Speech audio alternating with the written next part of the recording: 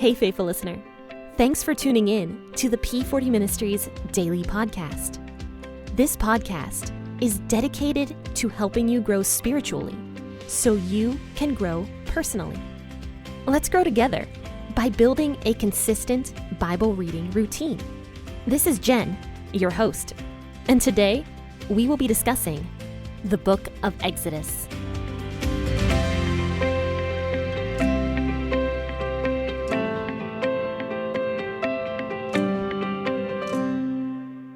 Happy Friday, faithful listeners. I hope that you are having a fantastic week and you have an even more fantastic weekend. Since today is Friday, obviously, the weekend starts tomorrow. And I have a nice, quiet weekend planned for myself. I'm so excited about that. This week has been just really, really busy for me, so it's going to be nice to just have a couple days off for me to do almost nothing except for church on Sunday. So I'm kind of excited about that. I had some family in town this week, so it's just been a crazy week for sure. But anyway, I am Jenn, your host with the P40 Ministries podcast. Forgot to mention that earlier. But I have some exciting announcements to mention before we begin. As you might have noticed, I already had 2 guests on the podcast this week. And I have another guest coming on Monday. He is a preacher from Cincinnati, and he is also a professor at a college, and he's a professional podcaster as well. So I'm very excited to have him on the podcast on Monday. So definitely tune in on Monday morning or whenever you wake up to take a listen to myself, and Pastor Mark Cravens is going to be on the podcast with us as well. Stay tuned for that. But let's go ahead and read Exodus chapter 12, verses 1 through 16. As I always do, I will be reading out of the WEB version of the Bible this morning. Yahweh spoke to Moses and Aaron in the land of Egypt, saying, "This month shall be to you the beginning of months. It shall be the first month of the year to you. Speak to all the congregation of Israel, saying, On the 10th day of this month, they shall take to them every man a lamb, according to their fathers' houses, a lamb for a household. And if the household is too little for a lamb, then he and his neighbor next to his house shall take one according to the number of the souls. You shall make your count for the lamb according to what everyone can eat. Your lamb shall be without defect, a male a year old. You shall take it from one of the sheep or from the goats. You shall keep it until the 14th day of the same month, and the whole assembly of the congregation of Israel shall kill it at evening. They shall take some of the blood and put it on the 2 doorposts on the lintel, on the houses in which they shall eat it. They shall eat the meat in that night, roasted with fire, with unleavened bread. They shall eat it with bitter herbs. Don't eat it raw, nor boiled at all with water, but roasted with fire, with its head, its legs, and its inner parts.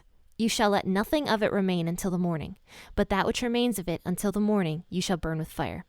This is how you shall eat it, with your belt on your waist, with your sandals on your feet, and with your staff in your hand, and you shall eat it in haste. It is Yahweh's Passover. For I will go through the land of Egypt in that night, and will strike all the firstborn in the land of Egypt, both man and animal. I will execute judgment against the gods of Egypt. I am Yahweh. The blood shall be to you for a token on the houses where you are. When I see the blood, I will pass over you, and no plague will be on you to destroy you when I strike the land of Egypt. This day shall be a memorial for you. You shall keep it as a feast to Yahweh. You shall keep it as a feast throughout your generations by an ordinance forever. 7 days you shall eat unleavened bread. Even the first day you shall put away the yeast out of your houses. For whoever eats leavened bread from that first day until the 7th day, that soul shall be cut off from Israel.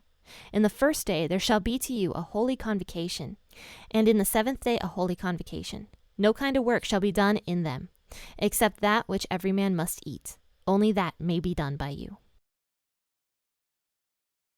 God starts out this passage by basically telling Moses and Aaron that this is going to now be the first month of the year for the nation of Israel. And I kind of wondered, why would God change stuff up? It was symbolism. God was showing the nation of Israel he was making everything completely new for them. So everything was going to be new. They were going to have a new way of life. They weren't going to be in Egypt anymore. They were going to be taken out of Egypt, delivered. They were no longer going to be slaves. So now everything is going to be new. They're going to have a new month, and this month was going to be the most important month of the year for them, the month with the Passover. So basically, God says that now this month is going to be brand new. And I'm going to guess that he said this to Moses and Aaron probably around the first day of this month. And so he says, on the 10th day of this month, announce to everybody in Israel that each family is going to get a lamb. Or if the family is too small, they can share with their neighbors, basically, the guy next door to them. So in other words, the reason God says that he wants people to share if they have a small family is so that nothing is wasted. And many people look at this passage and are like, how could God possibly slaughter all these sheep and allow these people to do this? But if you look at it, the way it's done is actually extremely humane. And I'm not just saying that. Just look at the way this is done. God is telling the people, firstly, you should get one lamb, and don't get a lamb for each family. If your family is small, if you only have 3 or 4 or 5 people in your family, then make sure you share with your neighbors. And then at that point, you're not wasting an animal's life. So God says here that basically the people could eat either a goat or a sheep, because those animals were considered clean. We talked about clean animals a long time ago when Noah basically stepped off the ark. God had announced to Noah which animals were safe to eat and which ones were not safe to eat. And so he's saying here that basically that the people need to take a clean animal, which is a goat or a sheep, and it had to be a year-old male, and it had to be without any problem. So it couldn't have a problem with its leg or a problem with its horns or anything like that. It had to be a nice 1-year-old goat without any blemishes. It had to be as perfect as a goat could be or a sheep could be for the people and for God. Now, after this, the people were meant to keep this young lamb. And here's the other thing. It wasn't a baby. It was a smaller goat or lamb, but it was not a baby. It was at that point probably close to a full-grown male goat or lamb. And so God says that you were supposed to take the lamb, keep it for 4 days in your house. So this was almost to become like a pet in a sense. This lamb was supposed to be taken care of, and it was going to become part of the family practically. And why would God do that? Well, God did that to have the people mourn over the death of the animal. God was actually really big about people mourning over the death of the animal. If you look all through the law, God didn't want people to just slaughter animals left and right, which is what ended up happening, actually. People, of course, twisted and perverted the law of God. And later on, they were almost like using the animals as a way to just get out of their sins, without any remorse, without any care of the animal's life, without anything like that. They didn't care. They were just slaughtering these animals to basically get out of their sins. And God never wanted that. If you look at it, yes, there was a lot of sacrifice of animals because that is how the people paid for their sins. From the beginning, the wages of sin was death. And so, and that is what Paul says. The wages of sin is death, but the gift of God is eternal life through Jesus Christ. But before Jesus, the way the people paid for their sins was through the death of the animal. And it was signifying that the animal was taking the place of the person. This was a time to be mourned over the sins that, oh my gosh, my lamb has to die because of me. This was what God was showing the people, that their sins were bad, were evil, and their sins were causing the death of this poor little innocent animal. This was all symbolism.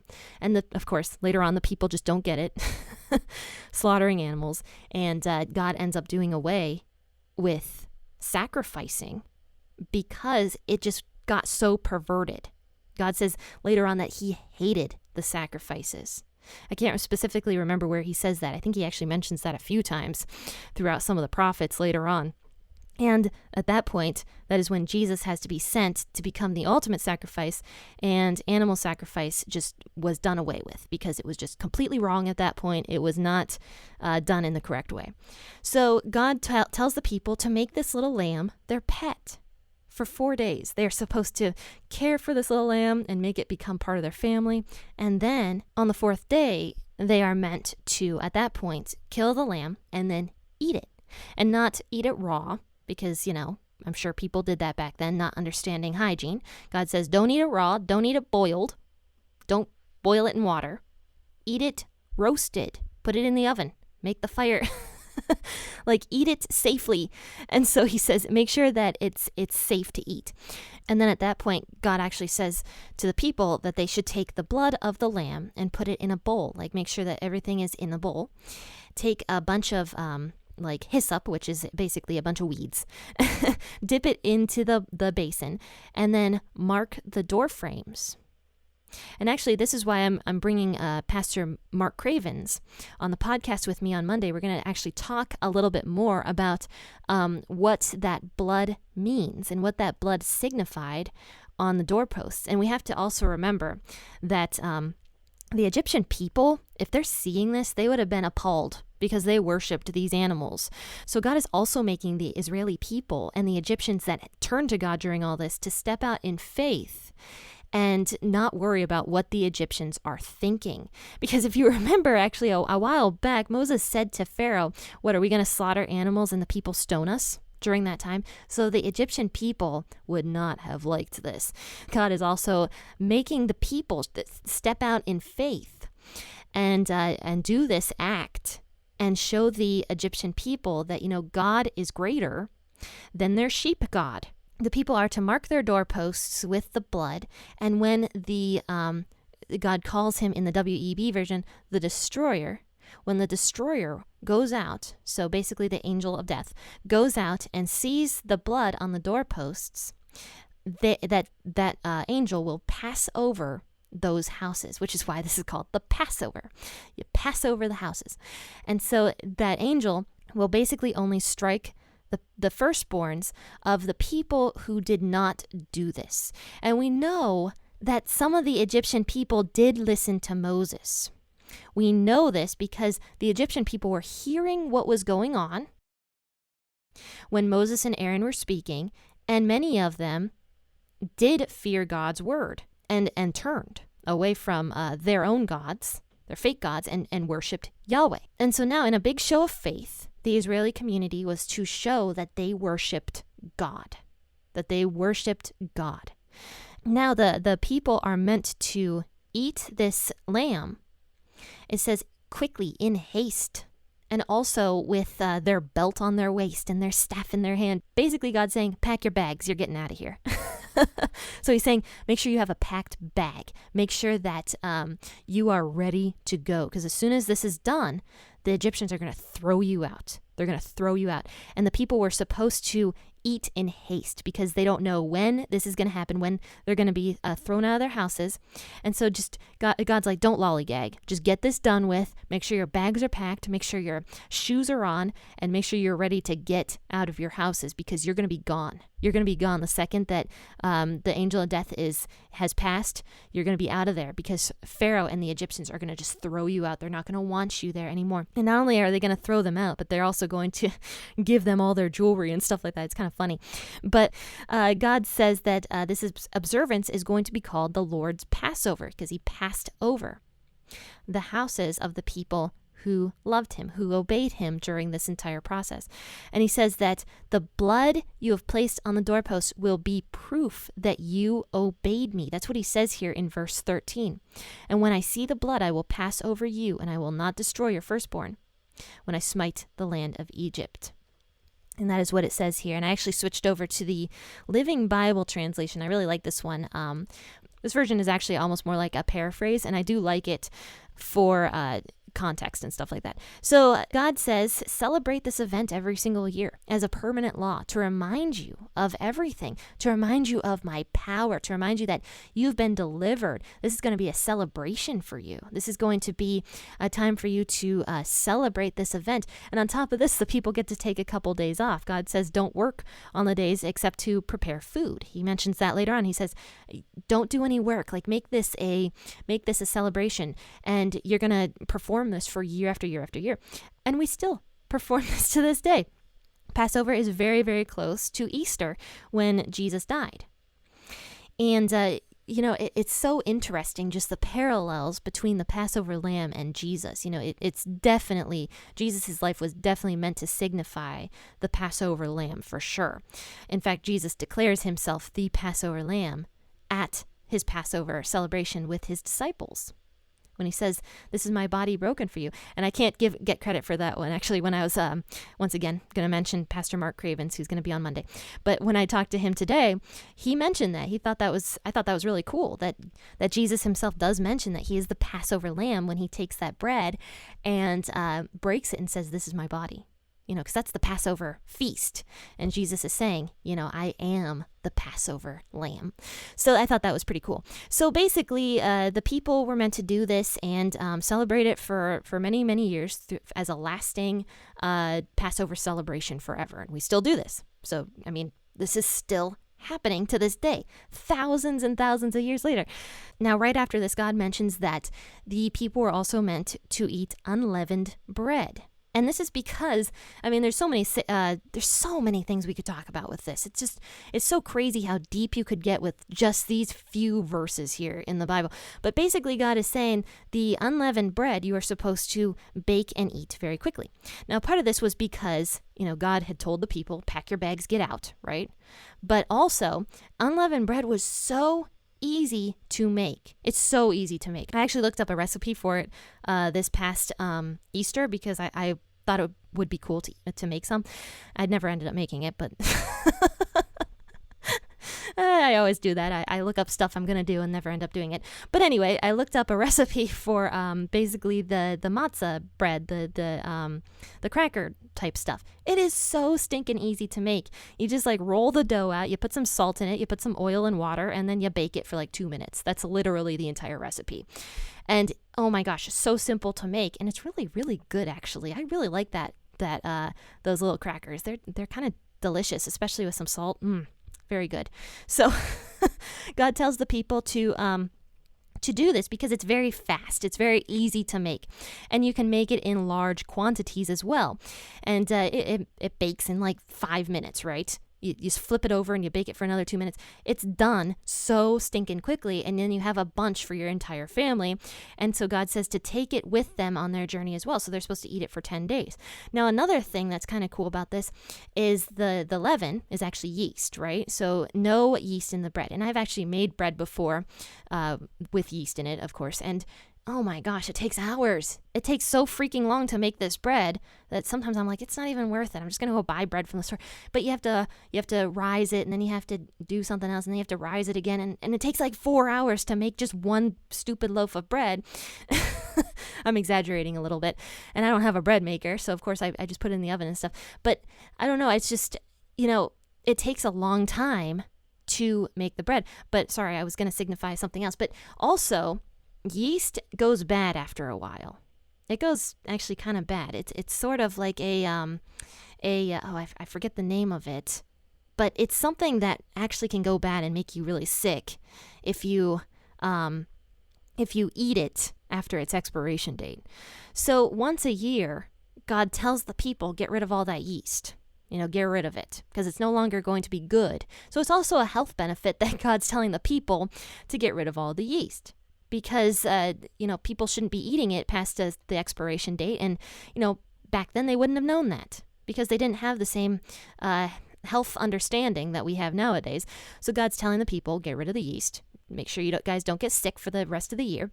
And also, the yeast signified sin, because Jesus talks about yeast in some of his parables as well. And the yeast signifies the sin. And so to get rid of all of the yeast, the people, it's signifying that the people are going to be without sin, or be at least forgiven from their sins. Not be without sin, but be forgiven from their sins. Get rid of the sin. And that's what Passover ends up signifying later on, is that God forgives the entire nation of Israel and cleanses them of their sin. That is basically the entire point of Passover later on, is the cleansing of sin. And that's why Jesus ends up dying on the Passover day, pretty much. He ends up dying on Passover, because Jesus was cleansing the entire nation, not just Israel at that point, but all of the world from their sins. He was completely getting rid of it by placing the sins on his shoulders. And it's just so fascinating, the symbolism with everything. I could get into this for so long. But the one last thing God mentions here is that anyone who disobeys the rule about the eating the leaven was meant to be excommunicated, basically. was meant to be cut off from the congregation of Israel. And that didn't just include Israeli people, but that also include foreigners who decided to follow the law, because God loves the entire world, and he always wanted anybody, whether they were Gentiles or Jewish people, that he wanted them to follow him, which is what he's doing here in Egypt in the first place. But one way or the other, God is telling the people, even if there's a foreigner or even if there's a Jewish person that chooses to disobey this rule and eats something with leaven in it at that point, is meant to be excommunicated, because firstly, they're disobeying something that is very important to God. This entire Passover celebration, very, very important to God. This Passover celebration is meant to show God's power and meant to be a symbol to all the people of the world about God's power, especially here in ancient Egypt when these people are being delivered because of God's power. It probably wasn't just Egypt looking at all this stuff.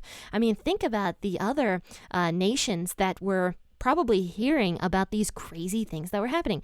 And we know people were hearing about it because the Canaanites were nearby, the Hittites were nearby. These people probably were hearing about all these ridiculous things going on in Egypt.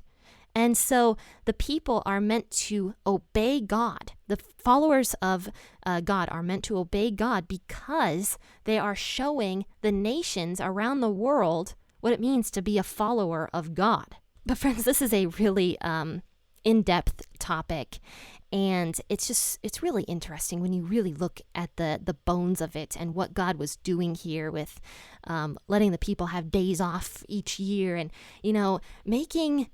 And the other thing about it was God is a God of fun.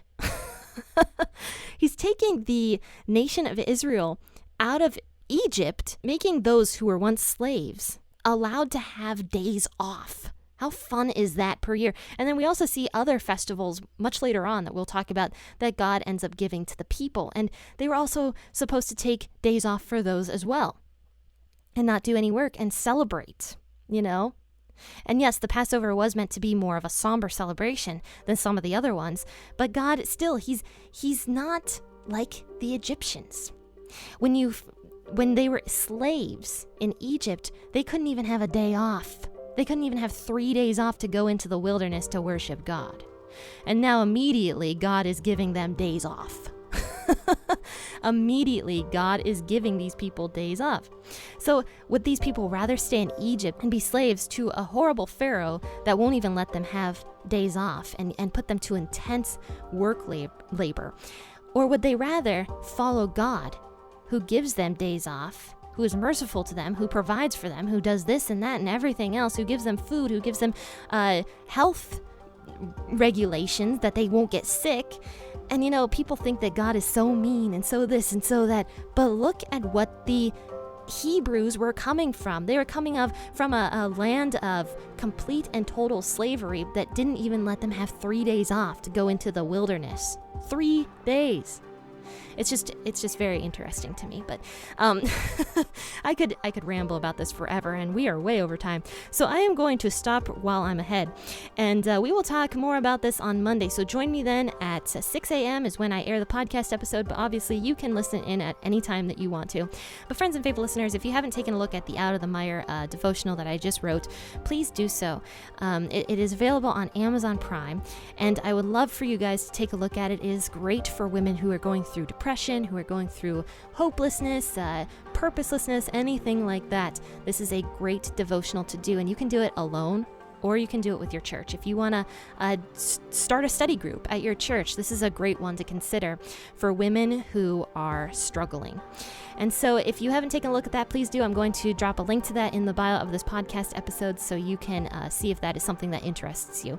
But friends and faithful listeners, thank you so much once again for tuning in this morning. If you loved this podcast episode, please rate it 5 stars. Please write a review and make sure that you subscribe. But guys, I got nothing else to say except happy listening and happy Friday and God bless.